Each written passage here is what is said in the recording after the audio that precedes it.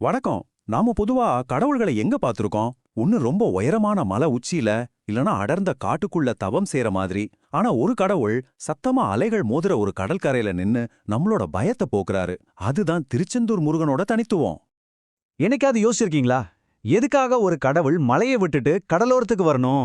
அந்த அலைகள் கிட்ட அப்படி என்னதான் பேசணும்? இந்த ஒரு கேள்விக்குள்ள தான் ஒரு பிரம்மாண்டமான கதையே ஒளிஞ்சிருக்கு. வாங்க, அந்த மர்மத்துக்குள்ள நாமளும் சேர்ந்து பயணிப்போம். சரி, இந்த கதையோட தொடக்கமே ஒரு பெரிய வில்லன் கிட்ட இருந்து தான் ஆரம்பிக்குது. அவன் பேரு சூரபத்மன். அவனோட ஆட்சி 3 உலகத்தையுமே பயத்துல உறைய வச்சது. பாருங்க, சூரபத்மன் ஒன்னு சாதாரண அசுரன் கிடையாது. அவன் வாங்கின வரங்கள் அவனுக்கு கட்டு கடங்காத சக்தியை கொடுத்துருச்சு. அதனால தேவர்கள் மனிதர்கள்னு யாருமே நிம்மதியா இல்ல. யாகங்கள் நின்னு போச்சு, கோயில் மணிகள் ஒலிக்கல, எங்க பார்த்தாலும் ஒரே பயம், இருட்டு, விரக்தி. அப்போதான் சூரபத்மன் அந்த வார்த்தைய சொல்றான். என்னை வீழ்த்த இந்த உலகத்தில் யாருக்கும் சக்தி இல்லை. பாத்தீங்களா? அகங்காரம் எப்பவுமே தனக்கான அழிவுதான தேடி வரும்னு சொல்வாங்க இல்லையா? அதுக்கு இதுதான் சரியான உதாரணம். அந்த ஒரு வார்த்தையில அவனோட மொத்த கதையும் முடிவுக்கு வரப்போகுதுன்னு அவனுக்கே தெரியல. இந்த கொடுமையெல்லாம் இனிமேலும் தாங்க முடியாதுன்னு முடிவு பண்ணின தேவர்கள் எல்லாத்துக்கும் மேலான ஒரு சக்தி கிட்ட ஓடுறாங்க. தங்களை காப்பாத்த சொல்லி கதறாங்க. அங்கேந்து தான் நம்ம ஹீரோவோட என்ட்ரி. தேவர்களோட அந்த அழுகுரல் நேரா கைலாயத்தை உலுக்கியது. சிவபெருமான் முன்னாடி போய் அவங்க கதறி சரணடைஞ்சாங்க. அவங்களோட அந்த தீராத துக்கம்தான் சிவபெருமானோட 3வது கண்ணை பிறக்க வச்சுது. இது ஒரு சாதாரண நிகழ்வு இல்ல, ஒரு தெய்வீக தலையீடு. அப்போ நடந்தது பாருங்க, ஒரு அற்புதம். சிவனோட நெற்றி கண்ணிலிருந்து 6 தீப்பொறிகள் கிளம்பி நேரா சரவண பொய்கையில போய் விழுந்துச்சு.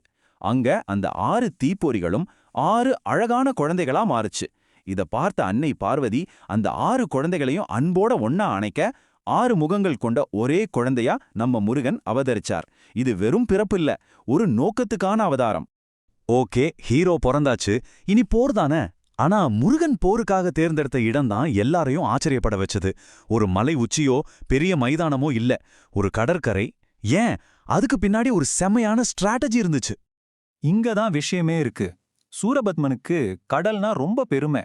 அதுதான் தன்னோட கோட்டை, தன்னோட பலம்னு நினைச்சிட்டு இருந்தான். முருகன் என்ன செஞ்சாரு தெரியுமா?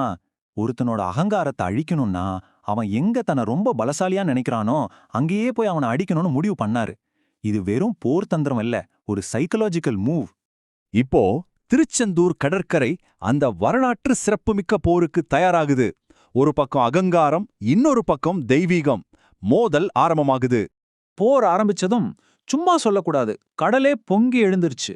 அலைகள் வானம் வரைக்கும் எழுந்துச்சு. பூமி பயத்துல நடுங்குச்சு. ஒரு யுகமே முடியப் போற மாதிரி ஒரு சூழல். அந்த பயங்கரமான சூழல்ல விண்ண பிளக்கிற மாதிரி ஒரு முழக்கம் கேட்டுச்சு. அதுதான் வேலே சக்தி, வேலே வெற்றி. இது வெறும் கோஷம் இல்ல, இதுதான் அந்த போரோட டேர்னிங் பாயிண்ட். அந்த நொடி முருகன் கையில இருந்த வேல் அக்னியா ஜொலிக்க ஆரம்பிச்சது. இப்போ நாம கதையோட கிளைமேக்ஸ்க்கு வந்துட்டோம். இங்க நடக்க போறது வெறும் அழிவு இல்ல, அது ஒரு உருமாற்றம், ஒரு டிரான்ஸ்ஃபர்மேஷன். முருகன் தன்னோட சக்தி வாய்ந்த வேலை வீச ஒரே அடிதான் சூரபத்மனோட உடல் 2ஆ புலந்து விழுந்துச்சு. அவனோட அகங்காரம் அஸ்தமனமானது. ஆனா முருகன் அவனை மொத்தமா அழிக்கல. அதுதான் இங்க இருக்கிற கருணை.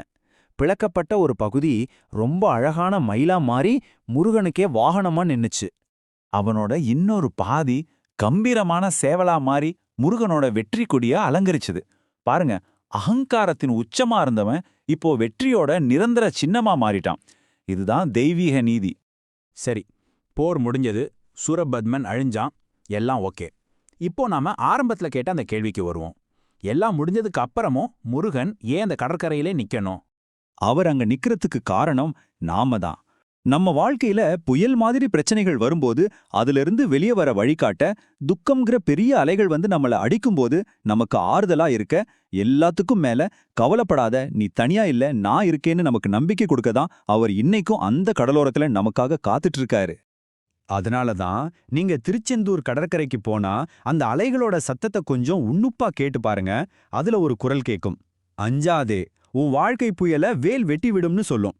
இது வெறும் கதையில்ல, இது நம்ம ஒவ்வொருத்தருக்குமான நம்பிக்கை, நம்ம போராட்டத்துக்கான ஒரு தெய்வீக உத்தரவாதம்.